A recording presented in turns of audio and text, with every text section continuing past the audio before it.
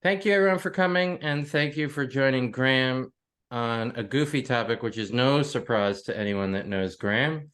But I will pass it over to you, Graham, as we continue along. And immediately following Graham is the next presentation after this hour. Because I'm kind of silly, I put that in a different Zoom room. Don't know why I did that. So if you are scheduled for the next one, stay to the end of this, pop in a little bit late. It's your adventure, so do whatever you want. But Graham is a dear friend. We talk all the time, making cunning plans of world domination. So over to you, Graham, up in Queensland. Thanks, Will. Yeah, I'm on Yagara country here, which is the local Aboriginal mob that historically owns the land I'm on. And for those of you who are outside of Australia, it's a fairly normal thing for us to acknowledge the Indigenous peoples of the area that we work on. This will be a conversation as much as a presentation, because a bit of a declaration here at the beginning. Although the walk and goat therapy is on the slide, there is no such thing. It's a pun, and I'm not a talk therapist, so I can't put walk and talk up there and actually contribute much, because that's not what I do. My work is in creating experiences for young people that help them to heal psychologically, emotionally, etc. And I'm going to talk a little bit about that. But Will is here, and he is actually a talk therapist who works outside. So maybe he should be running the show rather than me. But I thought I'd introduce you to some of the ideas that inform my practice that may also be helpful for people who are talk therapists wanting to work outside and wondering how that might work. So I understand that during COVID times, when COVID happened and everybody was shut down, they weren't allowed to go visit people indoors. Our business, which operates entirely outdoors, didn't stop. In fact, we grew when everybody else was shutting down, because we were one-to-one with young people outdoors. So the risks were really, really small. And I understand, though, that during that time, a lot of talk therapists were moving outdoors because, for the same reasons, that it was safe from a pandemic point of view. What I remember from the very small amount of talk therapy training I did back many years ago were concerns from people about the unpredictability of being outdoors. Things happen that you can't control. Confidentiality is an issue. What if people hear or what you're saying, or they observe the client in some distress, looking for tissues and things.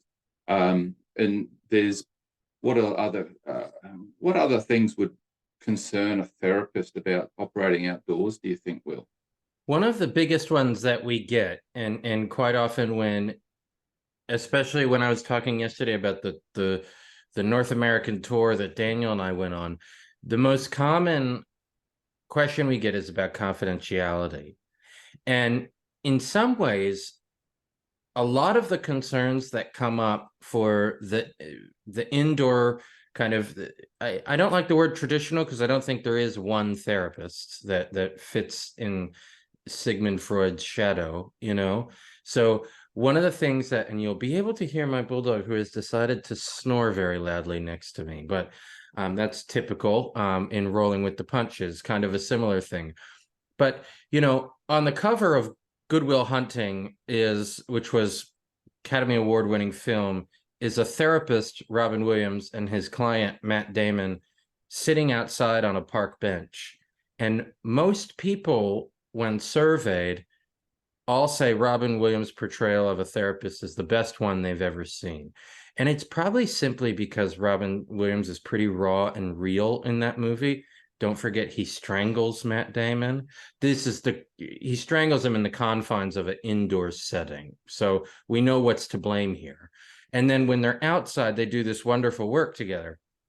And so when we're not thinking like therapists, we don't think about the issue of confidentiality the same way. Said another way, If the goal of therapy is to be invisible, client walking into clinic with Will Dobud psychotherapy for the troubled youth, there's nothing invisible about that, even if something else happens indoors. So myself, even if I wore a True North Expeditions jumper and I'm outside, it's highly unlikely many people are going to know what that word means. And it looks more like two people on a walk. So in some ways, taking therapy out makes things way more invisible. Mm. Yeah, that makes sense. Um, the I'm wearing a particularly bright shirt because I know it upsets Will. Um, but our staff normally wear like a soft orange, a little bit similar to the orange that's around that Charles Sturt University logo on the bottom right hand side. Because it is soft and it's a sort of a soothing type color, but it also looks quite blue collar worker. You know, it's like the faded safety color. And I think a lot of our young people are sort of comforted by the invisibility of the worker because you just look like another worker from the trades or whatever. Uh, I run training for people about adventure therapy for young people with complex trauma. And I often do a little bit of an off-track walking exercise on the second day just to have people experience what that might be like, pros and cons. I had once a talk therapist who was really adamant that it was the opposite of good therapy because you wouldn't be able to get to that emotional depth, and you'd lose track of the memory work that they were doing. So my proviso here, or my rider, is that I don't see deep memory work myself. I don't know that doing that sort of work, going back into troubled memories and the horrible things that happened to me. I don't know that that's the sort of thing we should be doing when we're outdoors in a public space. I would suspect that it's likely to put a person into a quite a vulnerable sort of situation. So when we're out with young people, we're not really looking at taking a talking practice and doing it outside. Our target therapy is the sense of self, is helping a young person to understand who they are, and how they, where their boundaries of themselves. Who am I? Who are you, the therapist or the worker? Where do we overlap? And that can be somewhat of a problem if you're thinking of terms of the coercive control literature. You can have people who are like insidiously inside other people's minds to control them, and that's the experience of a lot of the young people we work with. That sort of strong adult personality who is unconsciously influencing other people. So there's an overlap between who am I, who are you, and am I thinking my thoughts, or am I thinking what you want me to think? Those sorts of things. So we're concentrating on trying to have two people very close but not overlapping, because that would just reinforce the problems that have brought people to us for care. So the sense of self is very much what we're looking at working on. And I'll move through to the next slide, which I can figure out how to do that. Here we go. So I'm informed out of the complex trauma literature, and I've got a little snippet there, a screenshot of the ISSTD's fact sheet about complex trauma. And this is one little section of it. And I just want to point out to people, not so much the top line, but the second, third, and fourth, that complex trauma tends to be from situations that are difficult or impossible to escape from. They occur within the context of a personal relationship. So there is a trust issue from a caregiving role, not just a random person there, but someone who you depend upon for your safety security. And the third one, it begins in childhood. So there's a developmental aspect to complex trauma that makes it different from PTSD and CPTSD and all those other things. So those three things I think are really important in terms of the role that the therapist or the worker is playing with the young person in trying to provide an experience that's the opposite of those three things. I'll just take you to the next slide. I want this one here is a journal article that came out this year, and I've enlarged it so that you can read that. I really encourage people to have a look. I think it's excellent work.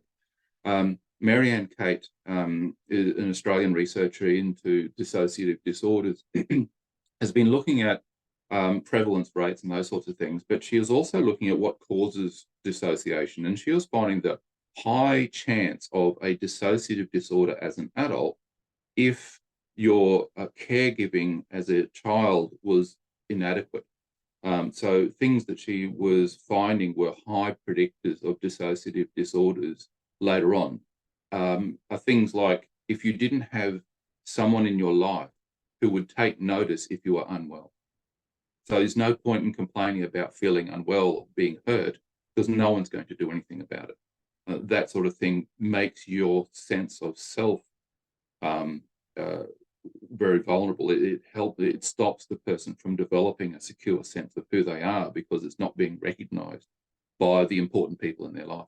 And here in the out of the abstract, I've just highlighted some of the protective factors. So these are the things we're trying to do as workers or practitioners, and that is demonstrate a model parental care that is what it should be, as opposed to what might have happened for the young person.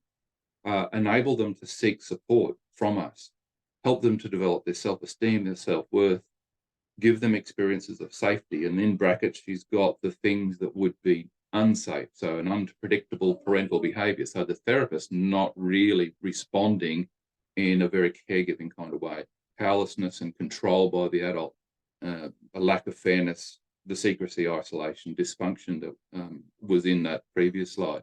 And the last one, feeling seen and supported on the road to independence. So helping a young person to navigate the ups and downs of life as they become more independent, but also more connected to the world, so that they understand, I am me, that is you, this is external, and this is how I engage with all of those things. That's really where we're trying to go.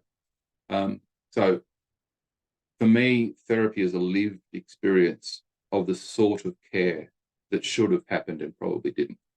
And it's really intense because we haven't got years to do this. We've got perhaps a 50-minute session or a 3-hour session. So it's really got to be intense care for that period of time.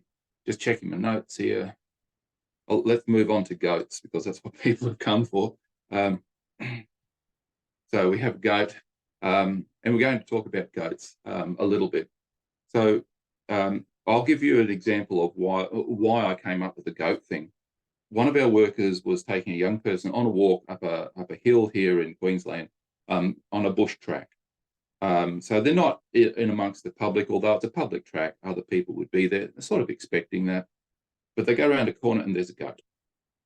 A young person immediately, what is this goat going to headbutt? And I don't know if you've been headbutted by a goat, but it hurts. So a young person's immediately, threat, danger, what will happen? The worker didn't realize that this was going to happen. So the worker is also going, I don't know, is this goat a threat? And so what they had planned to do suddenly went out the window, and everything became about the goat and how they were going to deal with it in that real situation. For me, what a wonderful opportunity for the worker to demonstrate being an adequate caregiver. And in a real situation which is not contrived, the young person knows that the worker is also struggling with it. They can model how things should happen in a stressful situation. So I think it was a real gift, but it does get in the road. Now, Will's been joking with me, but here is a photo of Will's goat encounter. And Will, do you want to just explain briefly what happened here? Sure. This was actually the first time I ever came to Australia. So I think it was 2009, and I had met my future wife partner Renee, and we went canoeing somewhere outside of Sydney. I don't even remember where this is. And Renee, someone from work had given Renee a bottle of Dom Perignon, so way out of my price range and way expensive. And so I said, don't worry, I'm really good at canoeing. You just sit back and relax. And so I paddle, and we're paddling around, and we get to this really romantic, secluded beach. And then these scary goats came, and we ran, and they kind of ruined the Dom Perignon moment. But the amazing thing is, it made for such a story that when Graham brought up this idea, I said, I have to tell it because one of our first real outdoor things we did together was had goats in it, and it was really memorable. And so it made for quite a funny story. So I'm wondering, Will, when that happened, it from where I'm taking this, it created a very real moment of a thing happening that was unpredictable and put you on display a little bit. I mean, you've taken Renee there, you've got to look after her, and now there's these aggressive goats. In hindsight, do you think that helped the relationship to sort of blossom at all? Well, I think so because Renee said, let's go. And I kind of said, yeah, okay. It would not have fazed me in the slightest, these goats. And so kind of responding to various levels of safety um, can be really important. Mm. Yeah, fair Uh, enough. Sorry to put you on the spot about that's you. okay. That's all right.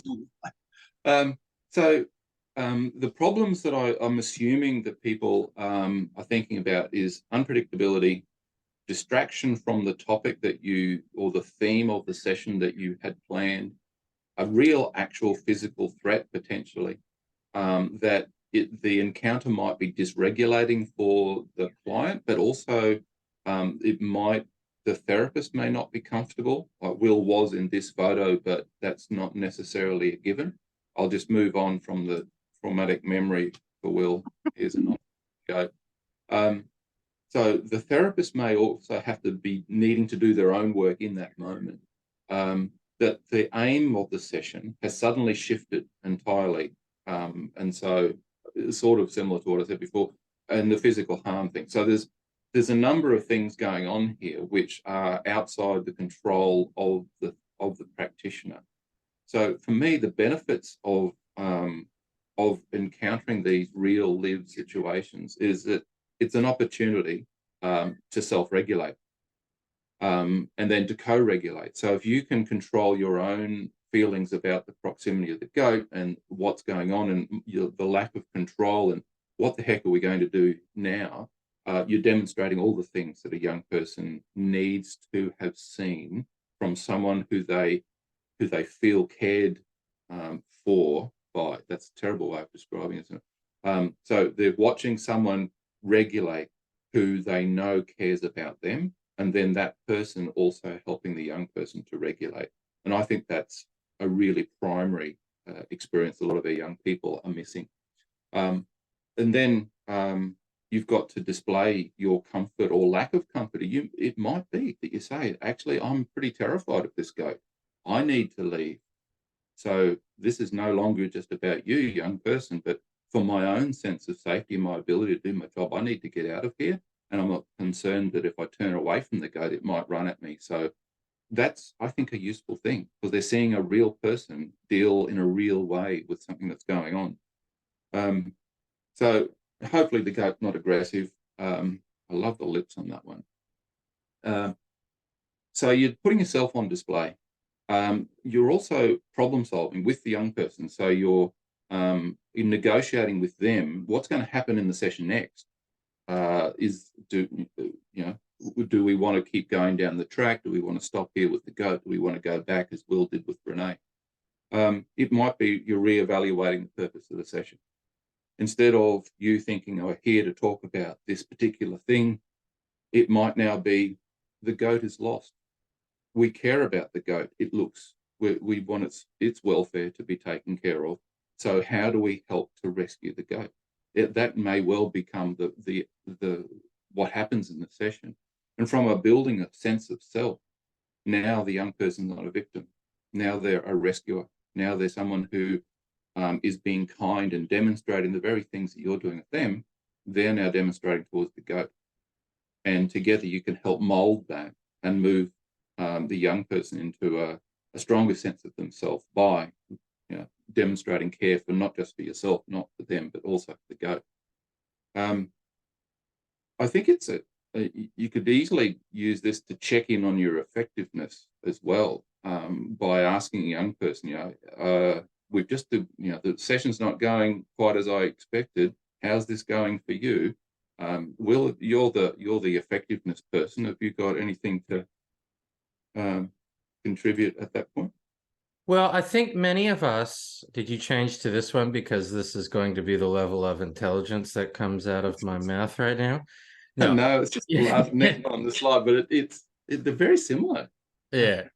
I think when we go back to some of the things about, I think this is just good kind of guiding. And I'll tell a little bit of a story. When I was doing training in Alaska, which was awesome training on the, it was incredible. And all the staff, we all got to go out on a 10-day expedition. And it was in February in Alaska. It was cold. And in Alaska, it rains a lot. So it was cold and wet the whole time. And I think they just wanted to see how we operate in this harsh condition. And so one night I tie my tarp to a tree and I fall asleep, and I learned a very valuable lesson on sleeping kind of downhill a little bit from another area, because it had snowed and then it rained. And I had quite a wet night. And I was up going to the fire to dry my sleeping bag, which, you know how hard it is to dry something in the rain. It's hard. And one of the staff, who is one of the leaders who had worked for years on this program, was also next to the fire with his sleeping bag, trying to dry his stuff because he got wet. I think everybody got wet, but I got particularly drenched. It was not my finest hour. And we were joking and laughing. And I went to bed that night thinking, I feel less like a loser that the person who has done this much more than me is out there like this. And the next morning, we're all sitting around the fire and everyone was moaning and groaning, but you have the gear, so you're just wet. You're not necessarily cold anymore because it's daytime and you're moving around and it's okay. And I said, I was up it was a pretty long night trying to dry my stuff out, but I got in my dry suit and just slept in that and it was okay. I stayed warm. And like that guy over there, he was up with me too. And he went, no, I wasn't. And he tried to save face in front of the group. And what it sort of did to me was I went, oh, that's not genuine. Mm-hmm. And being genuine is one of Carl Rogers' core conditions. This is congruence, that who you are outside of the session isn't all that different than who you are in the session, that you're a real person. And in the research, we call this, you have a therapeutic alliance, which is kind of rulesy. That's what I described yesterday. But you also have to have a real relationship. So the alliance doesn't occur without the real going on. So I think one of the things adventure therapy and outdoor therapy people know really, really well is the challenge of needing to be on for the entire session and needing to be present. And I know for me, sometimes when I talk about outdoor therapy with people who aren't super aware of what's going on in this work, they often bring up confidentiality. They bring up whether or not it works. And then they kind of bring up, well, how do you deal with the boundaries of like camping near your clients, or teaching a client how to poop in a hole, or helping someone when it's raining and you have to keep their gear dry and your gear dry? How do you handle this? And that part is kind of the why I love this work. I love the challenge of having to be on 24/7. I think it's an awesome challenge as a therapy provider to know the only way I can be good at this is to be present and genuine. And so how I react to the goat doesn't really have to be all that different to how I should react when it's my partner versus my client. That I don't have different sets of rules there, if that makes sense. Is that at all useful, or did I sound like this goat? No, no, that's good. To me, when you're talking about you have to be on all the time, that sounds exhausting. For me, you've just got to be a genuine. This has got to be you. You just got to be living your life, and not playing a role. You're just Yes. being part. So I'm quite happy when my staff or myself, when we have to be vulnerable and show that we're not up to the challenge, or we don't know what's going on, or we're actually feeling a bit miserable. I think those things are okay, as long as we're not wallowing in the negatives and we're showing a reasonable adult trying to deal with a downward emotion. I think that's just being genuine, reasonable, and shouldn't be as exhausting as having to be perfect all the time. Yes.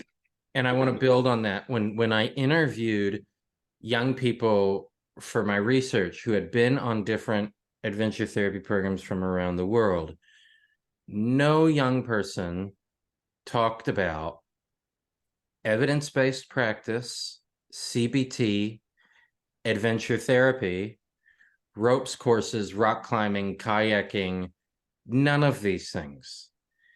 My favorite line someone said is, I'll give an example of this. One Australian young person went on an expedition in Australia. His school facilitated it. So there was also 2 adventure therapy providers, and then the school and a school teacher.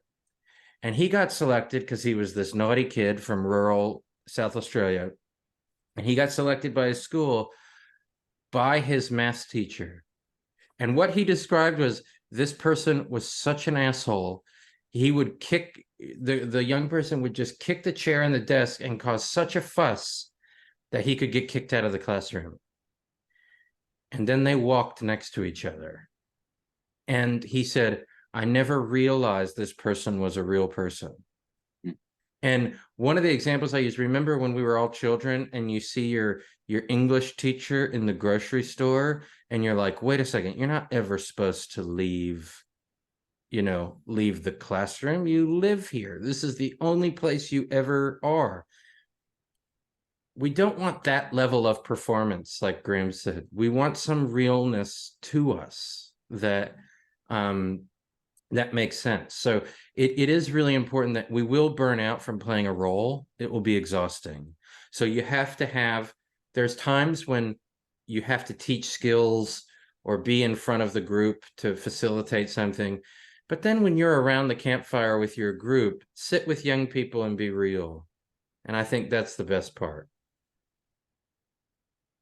Sure, thanks. And yeah, being real, but in terms of when I was interviewing young people in my research, they were saying that, just to backtrack slightly, they were saying that talk was really important, but it wasn't the specifics of the talk. It was just chat, and it was more about connecting with that other person in this new context and building a sense of relationship and understanding of the other person. That's what was important to them. And it didn't matter whether they were talking to a therapist or another young person, or who, but just that constant being able to chat about what's going on and getting to know people. Now, if you go to the literature, what they describe there, and it's pretty uniform across different perspectives and complex trauma, is the idea of mentalizing. So understanding what the other person, or that they might have a different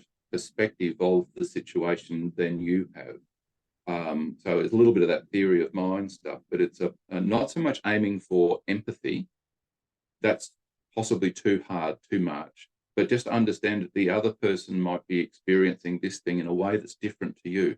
And so again, those two selves, but that are separated, but rubbing up against each other in a situation, so that you can see that there's more than one way of being in this context. That the literature describes that. The young people just talk about chat. Another thing, one of the people I interviewed, a psychiatrist with 45 years experience working with very complex young people. I asked all of the people I was interviewing, what are the recommended treatments for complex trauma? And she was very clear, very at the start. She said the conversational model. When I investigated this, and apologies to anyone who understands what the conversational model is, but it's an Australian thing, I believe. It's really just being in conversation with another person. There's two people. There's the practitioner and the client. The client's leading the conversation. The role of the practitioner is just to reflect and respond to the words, the emotions, the meanings in a way that a reasonable person would. Because again, going back to what Marianne Kate found in her research about dissociation, it's that lack of appropriate, attuned caregiving that can be driving later dissociative responses as much as, those significant events that we generally tend to think about. So just that chat with peers, with anyone, enables that potential of attuned response to the content of the other person's conversation. And so here we've got a goat that we've encountered on our track we weren't expecting to. You can see how we can have an attuned response to the other person's reactions to having the goat there, and that might be again the very thing that was missing in their childhood. Did that all make sense, Will? Yeah, nodding. Cool. I'll go on. Absolutely. Another thing in relation to that, I think that happens as well, is that feeling of belongingness. That we've both had that experience. As Will said, he's out there in Canada and it's cold and everybody's wet, etc. So we're sharing that experience. We all have a similar experience, but they're all slightly different within. But it's that belonging that we all did this together. And now on this particular scenario, we have practitioner and young person and goat. So the goat to me represents the natural world, which is unpredictable. And if you move from the goat, what are some of the other unpredictable things you can have in nature? Well, you could have a flock of birds just fly past it over your head, making that big whooshing kind of sound. You'd have storm clouds gather and maybe thunder in the distance, and is that coming our way? In Australia, we can have insects and spiders and snakes and all those sorts of things. In other countries, you've got bears, like bear dink, that they can eat you. So nature has got a lot of large but small things that we can engage with, and they're not all irritating. You've also got beautiful flowers. You've got trees that have got a really interesting shape to them, rocks that sparkle and glisten. The nature has all of these different things that we can engage with as we're going through. In this particular case, we have a very obvious natural goat. So we can focus our attention on the natural world towards this goat. But it's just an example of the belongingness we can have by being outdoors in a context with a young person, and we're exploring that context. So I think that's really important, because we now have two people who are joining together. The young person's not so alone. And they may not, I've often had it that they keep bringing up the story of the goat, which gets bigger, the horns are more pointy. Over time, the story sort of changes a little bit, but they're repeating the story because it's funny, but also because that they're regaining that sense of, I think they're regaining that sense of belongingness with the person that they had that experience with. And that helps them feel less alone in the world, because they can keep going back to that situation and then have further situations from it. That's kind of what I think's going on there. But that's just me hypothesizing rather than giving you good research literature. Regardless, I think it would be a pretty memorable therapy session. And if you're able to deal with the goat and have that relate to, if you're doing memory work, that thing that happened at that time in the past that we've talked about before, is it similar to how you felt when we encountered the goat? So now we're tying the abstract therapy conversation to a real incident, and talking about how it affected us internally, like our emotions, how our physiology responded, not just how we hypothetically feel about that past incident. So you could tie it to some content that way, or it could be wondering about how the goat is handling all this and building meaning from the experience rather than from a past conversation and drawing it into the experience, but actually getting the experience from this experience and building towards the future, which is the work that we do as youth workers. We don't do memory work. We would get the experience, we'd build that into more functional future. So we've got the whole idea of the stress response, the mentalizing and conversation and modeling of how a reasonable person should respond to the young person's experience, sense of belongingness to each other, to a social group, but also to the wider world, and then bring it back to what is the therapeutic aim and intent of this? Are we getting it from the experience, or are we tying some other notion into this experience? Whichever way, it's a really rich experience and something to be embraced in that way. It also, from our work, we would just help. This would be an obvious thing about anxiety, stress reduction. How do we deal with what are the strategies we put in place when we're feeling a little bit anxious in the world about walking past a goat or a scary person or going into a math class? What are the things that we can do now to regulate ourselves so that we can navigate our way through? So it's a lived experience of the thing that otherwise we can only talk about. And that's, I think, also one of the best things about being in the outdoors is these unpredictable moments allow us to have a real and lived experience of healthy functioning. But it's also fun. When something goes wrong, like if I'm going off with that's a nice one.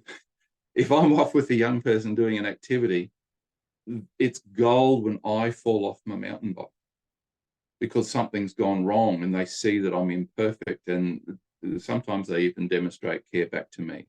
And I think this is great because it normalizes the healthy response to what's going on, and we can develop compassion and all those sorts of things.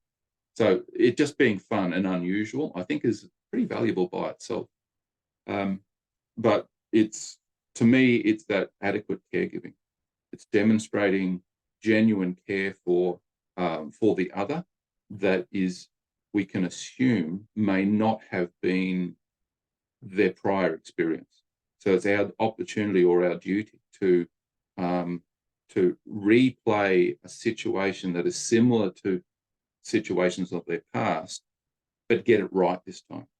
So that they now have a contrast between all the caregivers around me reacted this way when that thing happened, but you're caring for me and you're reacting this way. Now I know that there's at least two different ways of responding. And it's genuine, and I've got the evidence because I saw you with the goat. It's not a hypothetical. And that what the literature talks about is schema change in this regard. So the young person's schema of when I'm threatened, the adults will not protect me, they will dysregulate, I will end up looking after them. Now I know that also when threatened, the adults will contain themselves, will protect me, and will demonstrate care for me, which is also true compared to the thing that happened in the past. That's really easy to achieve in the outdoors, but schema change in an office, really, really hard. In fact, almost many therapists are telling me it's basically impossible. But in the outdoors, when you talk to outdoor practitioners, schema change, profound schema change, is quite a routine thing for us to achieve. Is it worth? Will I talk about schema change now? We just move on with more goats. I think you can touch on it. You've got there naturally, so you might as well, and then maybe take some questions for the last 15 minutes. Yeah, cool. So what the literature showed us was, and it really comes down to a particular author, Eckert, is we identify a situation where a young person has a very strong fixed schema about something. We then have experiences where that sort of thing happens, but it's different to what they assumed it would be. It might be as simple as, no one likes me. And then we have situations where clearly people have shown you that they like you. You got a hug from this person. That person said, thank you for looking after me today. I really appreciate you having you around. These different experiences, we don't need to concentrate on them. We just allow those things to happen. And I'm thinking more a group situation, but you guys can come up with the context yourselves. So we've got a schema that wasn't very helpful. It's been disproven once, twice, 3, 4 times, whatever.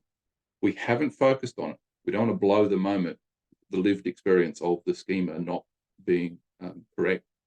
And then at the end, as we're sort of moving towards the last part of the therapeutic relationship, which we're helping a young person move on to the future, we would say, hey, you remember that schema, that idea you had when no one liked you? Yeah. Do you remember also this time where people clearly showed that they like you? Oh, yeah. Do you still think that no one likes you? And the key is, when people who are in that situation of trying to get their old schema and also hold these new experiences in their mind at the same time, clearly they're incompatible. And the key is, it's worked when they laugh, because it's ridiculous. That earlier schema has been disproven. It's clearly wrong, and it's a bit of a joke that I actually thought that, because there's very clear evidence that is not the case. So laughing when comparing your old schema to your new experiences is an indication that the schema has probably changed quite significantly and permanently. That's a little bit out of the literature. That is where I see outdoor work, not necessarily by a therapist, can be very, very effective. Not that it's better than therapy by a talk therapist. It's just a different set of opportunities that you don't necessarily need to have a registration in order to achieve. That may be difficult inside. So, I think the last thing to get out of an experience with the mythical goat is the idea that stuff happens and we can find a way through it. And that leaving a young person with a sense of hope for the future, that no, even when unpredictable things happen, it will work out if I can put, if I can surround myself with people who are reasonable, and if I can do these same sorts of things that I've just done, I'll figure a way through. And so that hope is the antithesis of suicide. So I think if we can end a session with one of these unpredictable things that's happened with our random goat, with the idea that we've now understand that the future can have its ups and downs, it's things not happening as we expect, but we'll work our way through it, because we're decent people, and we'll find a way through without necessarily knowing what that will be when we start. So that sense of hope, I think, is really important. We'll be open to questions now, Will. I don't see any in the chat, but I do see that Doug Machinsky once got trapped on a mountain with a goat. Impenetrable goat fence. Mm. Yeah, and it was 34 degrees and 100% humidity. Sounds brutal. But feel free, if you want to write something, even if it's just a thought that came up during the chat, about rolling with the uncertainties that come with taking therapy outdoors. If you do have a question for Graham, other questions could be stuff about complex trauma, schemas, dissociation, who can do this work, that sort of stuff. So feel free to unmute and ask a question, or add anything that you'd like. I can't see hands on the screen. I've got one here from Andy Graham. Curious to hear your thoughts about doing walk and talk that happens in the suburb or a park space rather than a nature reserve. Yeah. So a lot of our workers do a fair bit of geocaching, which is looking for things that are hidden in the environment. There's an app on your phone and it shows you where this thing will be in the environment, and you go there. But you tend to be walking along streets. You often go to parks and things, but you just in streets. And also, a lot of our workers you start in the natural space, but they end up going to shopping centers. They go to McDonald's or something, and they get the young person to regulate and order food, and possibly go to, I know it's happened a couple of times, go to a large department store, buy something, walk out of the store, go back again and return the item. That returning of the thing because I no longer want it is really something that a lot of people find quite difficult to do. So we get into the very normal parts of the world. I think the same stresses are there. So I walked down the street and had a person come towards us, and you could see the young person starting to walk behind me because that person, for some reason, was threatening to them. They weren't a goat, but they were still a threat. We can also observe people, so there's a lot of opportunity to see people doing stuff, and sometimes people are doing stuff that's a little bit odd, and we can mentalize with the young person. I wonder if they're feeling distressed. I wonder if they look sad. I wonder if what's just happened for them. So we can do that third person kind of thing. I also had that's at a park though, still, at the skate park, doing interacting with other people in that environment. Sometimes it's really good because I've had instances where a young person was trying to do a trick and I can't do any skating, but another young person just came over without any prompting or anything and just started showing them how to do the trick and reassuring them. I thought, that's gold. But the other hand, I've also seen it where people are trying to steal the young person's shoes and convince them to change. Hey, my shoes are better, even though they're worn out. You want to swap because my brand's the really high-end brand, and I know you like this brand, and I'll take your brand new shoes and you can have my really old but better branded shoes. So I think being anywhere out of the office provides the same unpredictability of event that we can treat in the same way as the goat. I'm not sure if that helped, Andy. Got a question here about geocaching and Pokemon. Oh, sorry, Will, did you want to? No, I was just going to read that out. So Thomas, yeah, geocaching and Pokemon, yeah, they're both about exploring through the phone. And yeah, Pokemon might be distracting, but still might be fun, but who knows? So for me, Pokemon in the end is a combative thing. There's you win and lose, whereas geocaching, you're just finding things. There's that sense of loss or competition isn't there. So I go geocaching. I don't go do the Pokemon Go. Also, geocaching means that you actually physically engage with the natural environment at some stage, whereas Pokemon Go, I understand you can basically be standing there, beautiful natural scenery in front, and you're fighting some thing on your screen. You're not actually engaging. So for me, geocaching is a great way of getting young people who are agoraphobic, not wanting to go outside. It's a great way of getting them out because they understand screens. They're quite familiar with screens. Mm-hmm. And that usually is a bridge to get them outdoors where we can do things. Linda asks, what are the recommendations for a therapist wanting to move into this space? What trainings and resources are there? Just before I step to the other event, I think this is a very loaded question, and I think it's a really important question because depending on who you ask, you will get a different answer. I think the most important thing is before spending money on overly priced trainings or buying too many books is really finding the community of practice around you that when you get stuck and you need to call someone, they'll give you 15 minutes and not charge you for 15 minutes. I think that to me has been more helpful than any professional training I've gotten in being an outdoor provider. But I also think from the personal standpoint is knowing the activities you feel comfortable providing.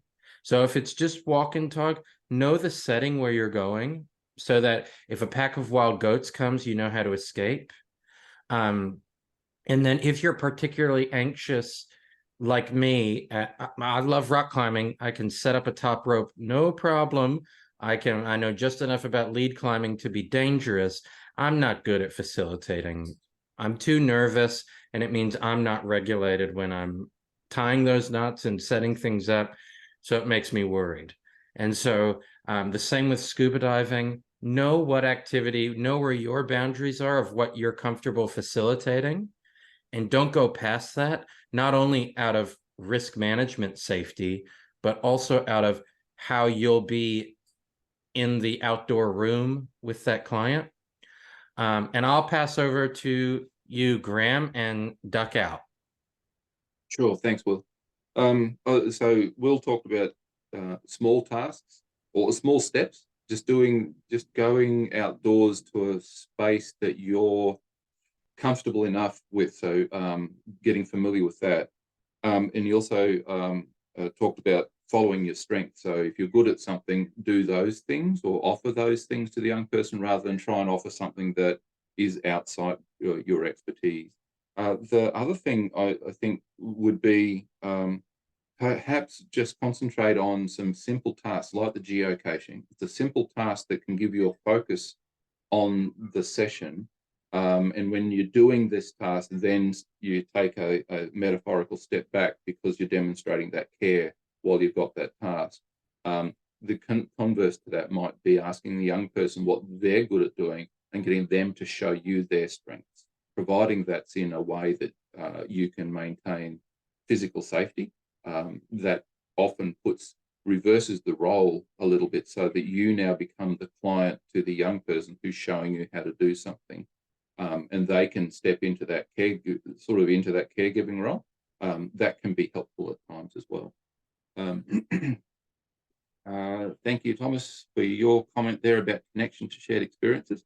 And I will just sum up now. I'm looking, we're about 5 minutes out. I don't see any other questions.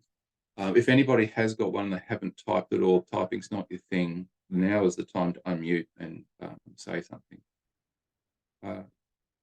Beyond that, I will summarize. So I think the benefits of being outside, and I'm hypothesizing that this is the benefit for a talk therapist, because again, that is not me, is that it feels natural. There's less shame about being in therapy when you're just outside hanging out and having fun with somebody. The practitioner is the tool.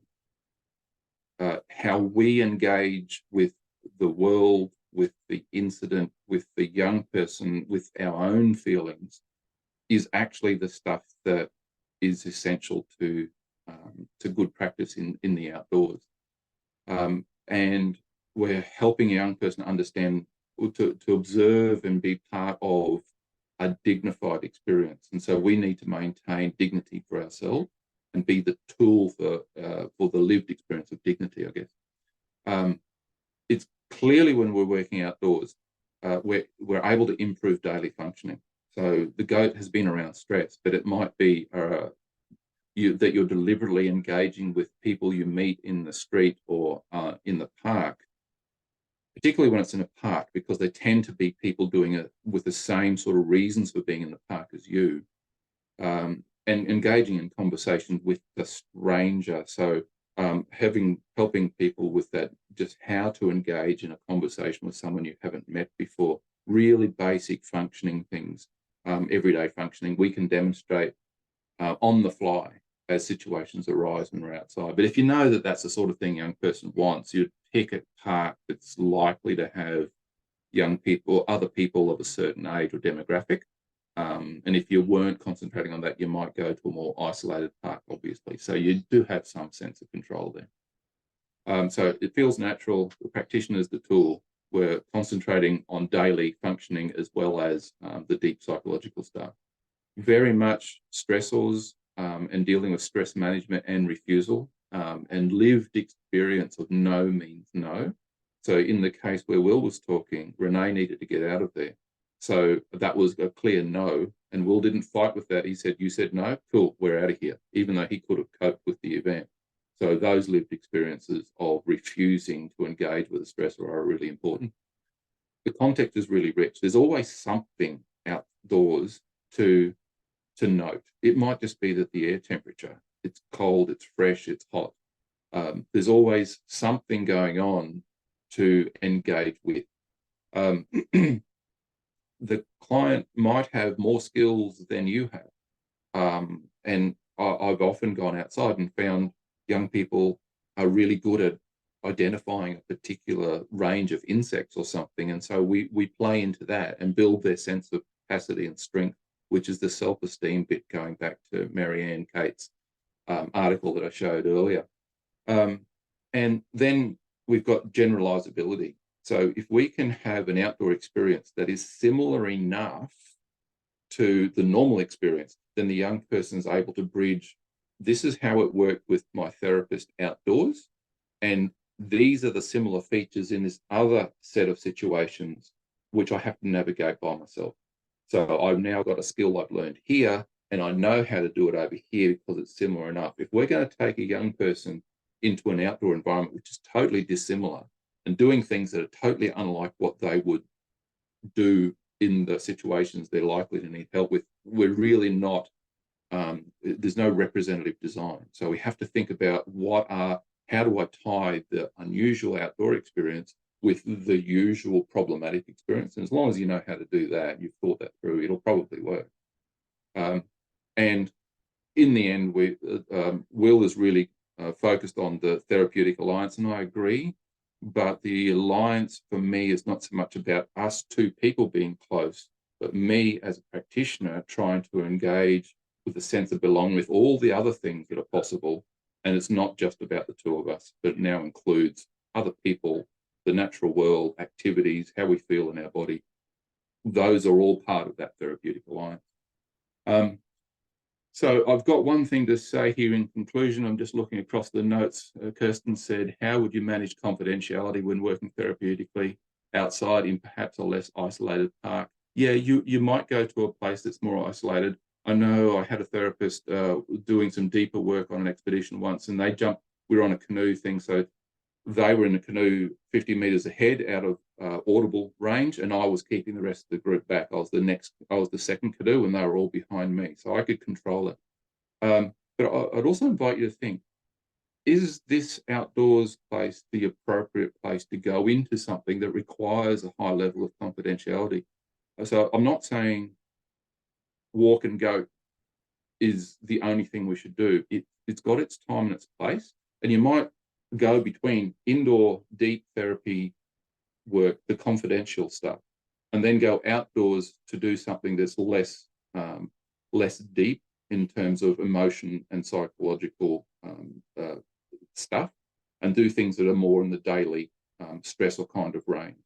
And you might go between the two and negotiate with the client, as in, we've done this work now, do we want to put some of it in practice, but let's not go into, we won't go back into the same sort of depth. I think that would be a useful mix of the two. Cool, people are starting to leave, so I'll give the profound conclusion. If you're open to the experience, this is a quote from Will, if you're open to the experience, it won't be a problem when a goat turns up, because you'll embrace the situation and you'll make it work. So there's a degree of confidence there, I suppose. But this session has been about encouraging the talk therapist to get outside and feel comfortable about not being in control. And I hope this is helpful to people. I'd really be interested to know if it's been useful. And you can get hold of me. Facebook is usually the easiest way. First name Emu, second name Graham Pringle. You'll find me. And you can also just email Will and or myself through Charles Sturt Uni. Thanks very much. I will stop the recording and the share. I can't stop the recording because Will has the control. So that means it's the end of the session. Thanks, everybody. Have a great day, and maybe tune in for the next one that Will's organising right now. Thanks, everybody. Bye-bye.